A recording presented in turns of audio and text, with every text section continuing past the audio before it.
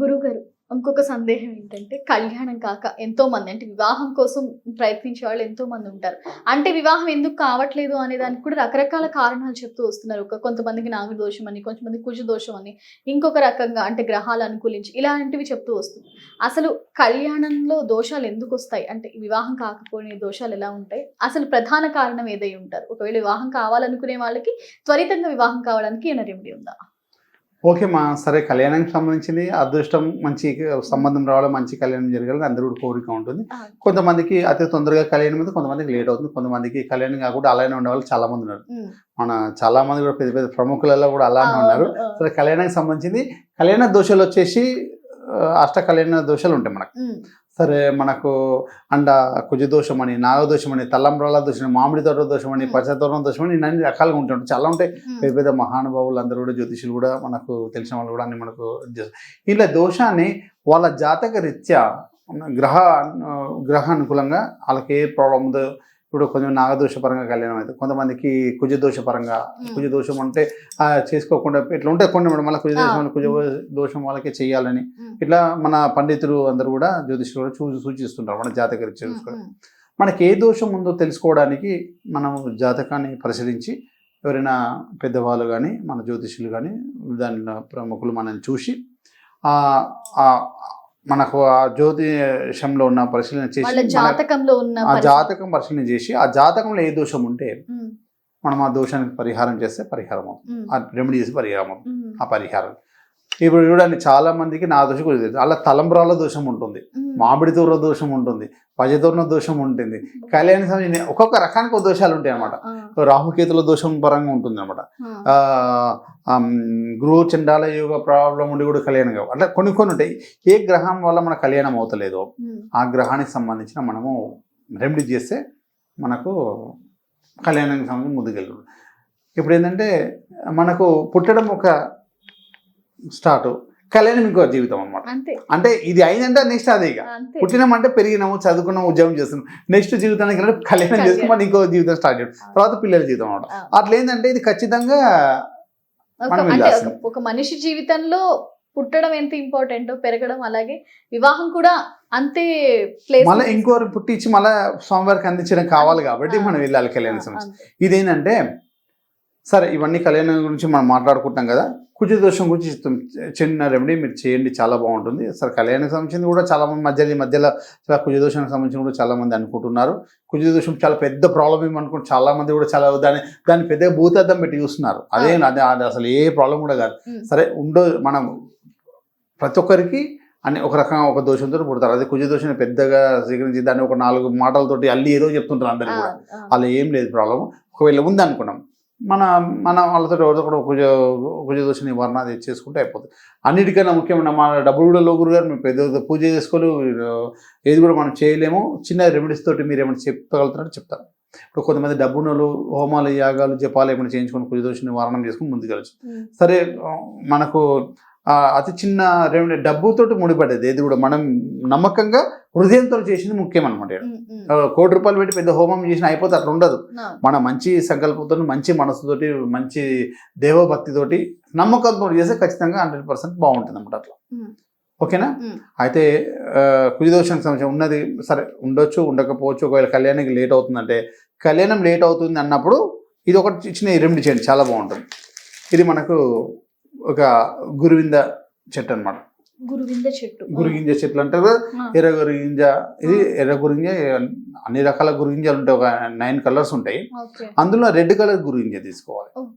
ఈ red colour గురుగింజ మనం ఒక మాలగా మార్చుకొని, షాప్లలో దొరికిపోతే మాలగా మార్చుకొని ఇది మనకు మంగళవారం రోజు ధరించాలి. మంగళవారం రోజు ధరించేసి దీన్ని 9 రోజులు మన మెడలో వేసుకోవాలి. మన మంగళవారం రోజు ఉదయము మన ఫ్రెష్ అయిపోయి దేవారాధన చేసుకొని దేవుని దగ్గర పెట్టేసుకొని అమ్మవారి దగ్గరనే ధ్యానించాలి. అమ్మవారు లేకపోతే సుబ్రహ్మణ్య స్వామి లేకపోతే అమ్మవారు ఇద్దరి దగ్గర ధ్యానం చేసుకొని అమ్మవారి దగ్గర పాదాల దగ్గర పెట్టేసుకొని మనం మెడలో వేసేసుకోవాలి. ఎన్ని రోజులు? 9 days.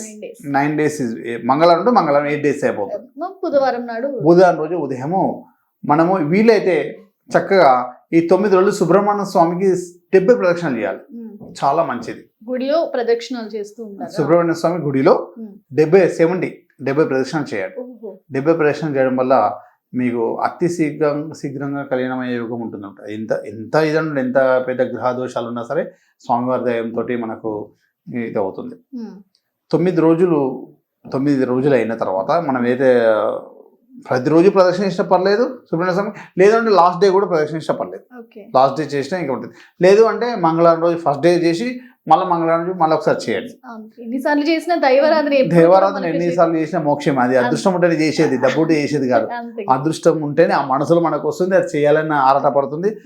ఆ శక్తిని భగవంతుడు ఇవ్వాలి. మనం ప్రదర్శన చేయాలంటే 70 ప్రదర్శన అంటే శక్తి కూడా భగవంతునే ఇవ్వాలి. అది ఒక మన ఆ శక్తి ఎలా ఇస్తాడో మన నమ్మకము, ఆరాటం చేయాలన్న స్వామివారి మీద ప్రేమతోటి చేస్తాం అనమాట, నమ్మకంతో. అయితే మనము 70 ప్రదక్షిణలు ఏష రోజు చేసినా పర్లేదు, లేదు అంటే లాస్ట్ డే 8th డే రోజు చేసినా పర్లేదు, మంగళవారం ఉంటుంది కాబట్టి, లేదంటే లాస్ట్ డే 9th డే కూడా చేసినా పర్లేదు. ఇది మనము ప్రదర్శన 70 ప్రదక్షిణ చేసిన తర్వాత 9 రోజులు అయిన తర్వాత ఈ మాల తీసేసి స్వామివారి దగ్గర పెట్టేసాం. అయిపోయింది కదా. అక్కడ ఆ గుడిలో ఉన్న స్వామివారి గుడిలో పెట్టేయచ్చు, గుడికి ఉన్న దాన్ని కట్టేయచ్చు. లేదు అంటే కూడా మనము మందార పూల చెట్టుకి వేసేయచ్చు, లేకపోతే రెడ్ కలర్ పూలు ఏ వృక్షం ఉంటుందో ఆ వృక్షం మీద వేసేసాను.